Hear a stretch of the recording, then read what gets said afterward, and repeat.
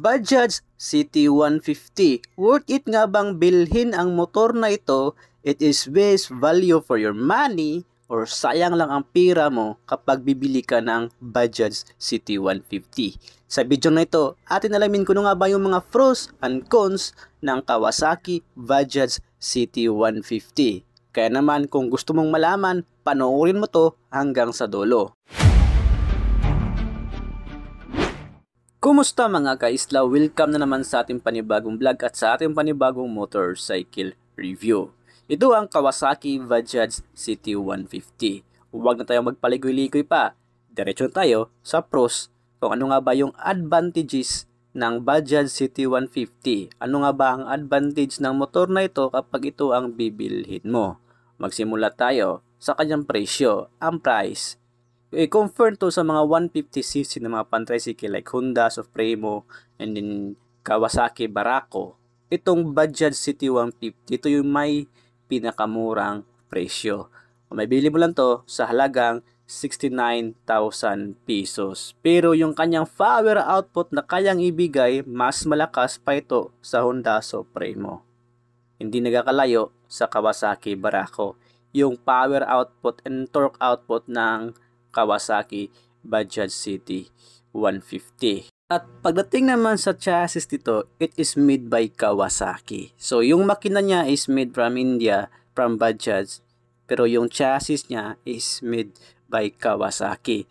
The same sila ng chassis doon sa HD2 na motor ni Kawasaki. Yung pan-tricycle na motor ni Kawasaki na dati na 2-stroke na HD2, the same sila ng chassis dito sa Kawasaki Bajaj CT150. So matibay to, tubular frame yung ginamit kaya matibay. Kawasaki build yung chassis ang makina kay Bajaj. At isa rin sa nagustuhan ko dito sa motor na ito, one of the advantage niya compare sa iba is yung kanyang USB charging port na wala kay Supremo, wala kay Barako. Dito sa Bajaj CT150 is meron na siyang USB charging port na magagamit mo talaga kapag ikaw ay namamasada.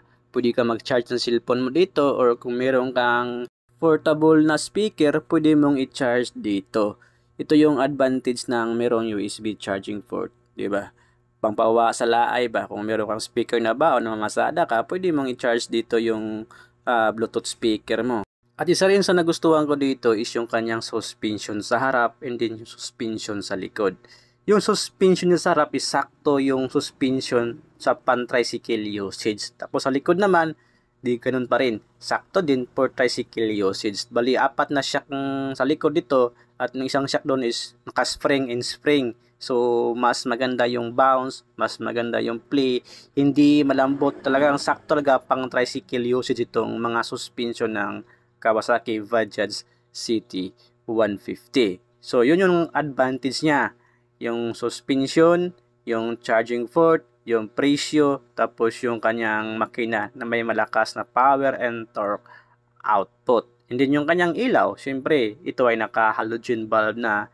Compared to naka-bulb type, itong halogen bulb mas maliwanag yung buga ng ilaw. At mas malawak din yung buga ng ilaw ng Bajaj CT150 kasi naka-batwing shape yung kanyang headlight. So, ilaw, USB charging port, makina, presyo, and then yung chassis, and then suspension. Ito yung mga advantage ng Kawasaki Bajaj CT150 kapag bibili ka nito.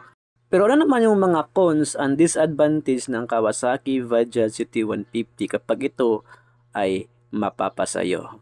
Unang-una dyan, yung madaling masira dyan is yung kanyang rayos. Madaling maputol. Hindi yung kadena, napuputol din yan.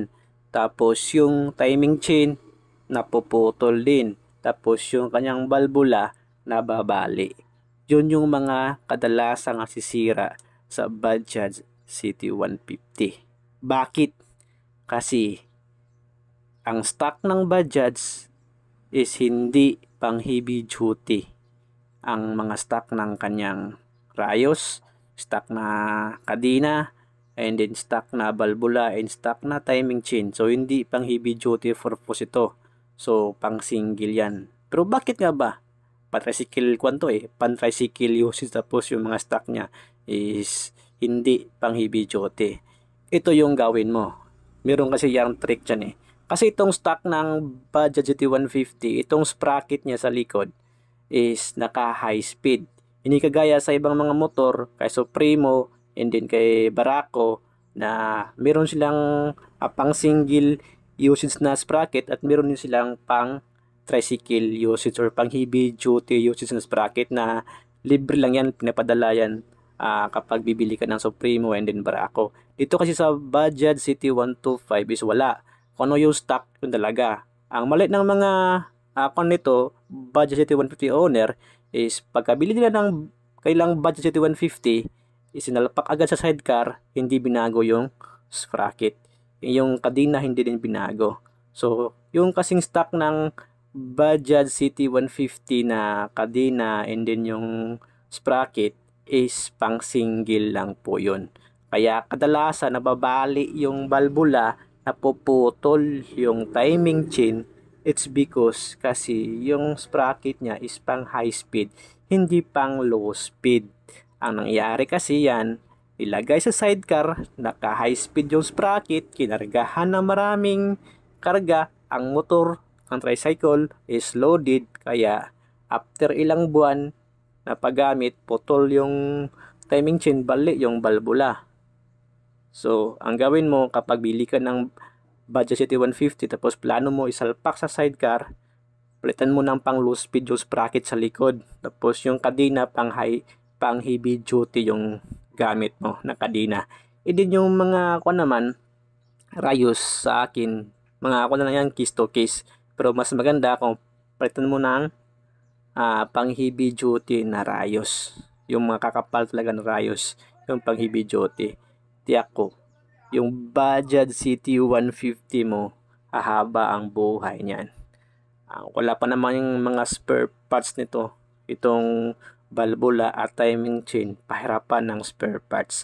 Isa rin yan sa mga disadvantage na ayaw ko sa motor na ito. Yung mga spare parts availability. Ang tagal makakuha, walang available dito sa lugar namin. Kailangan pa pumunta sa ibang bayan or di kaya mag-order doon sa main office ng Bajaj o ng Kawasaki para magkaroon lang ng spare parts ng valvula and then timing chain. Ito pa naman yung kadalasan sisira. Kasi mali kasi yun ang ginawa ng mga ng mga tricycle owner o yung Bajaj CT150 owner. Yung stock lang, tapos salpak agad sa sidecar, heavy load siya, heavy duty, yun talaga, sira. Bali yung valvula, putol yung timing chain. Yung kadena, palagi nasisira ng kadena kasi nga hindi pang heavy duty. Yung kadena at saka yung sprocket mo is pang single lang yan. Ang nangyayari kasi yan, yung makina mo kapag loaded na siya, parating stress yan. So, tendency, napuputol yung timing chain and nababalik yung valvula. Ito pa naman yung dalawang to yung talagang kumukuha ng pwersa yung makina sa timing chain and din sa valvula. Yun yung kadalasang nangyayari dito sa Bajaj CT150. Simple naman ang gawin mo. Pag lagay mo sa sidecar, palitan mo ng sprocket na pang low speed na sprocket, dagdagan mo yung sprocket niya, lagay mo ng dalawa para low speed yung inalabasan. Tapos yung kanyang kadena, pat ka ng heavy duty. Yun advice namin at yung ginagawa namin sa mga Bajaj CT150 owner. Hanggang sa ngayon, buhay pa naman. Walang problema. Pero yung talagang yung stock sinalpak, 6 months, 3 months, bumabalik at naputulan ng valvula, nabalian ng timing chain, naputulan ng timing chain, nabalian ng valvula. Yun, kapag stock talaga yung sinalpak mo doon sa sidecar. So, that's all for this vlog. Thank you for watching Motor sa Isla. Don't forget to like, share, comment, and subscribe. And follow for more content like this. So once again, this is Motor sa Isla. Nagpahimang no na magamping kanunay o gigugmaang Ginoo labaw sa tanan. Ride safe always. Peace. Bye-bye.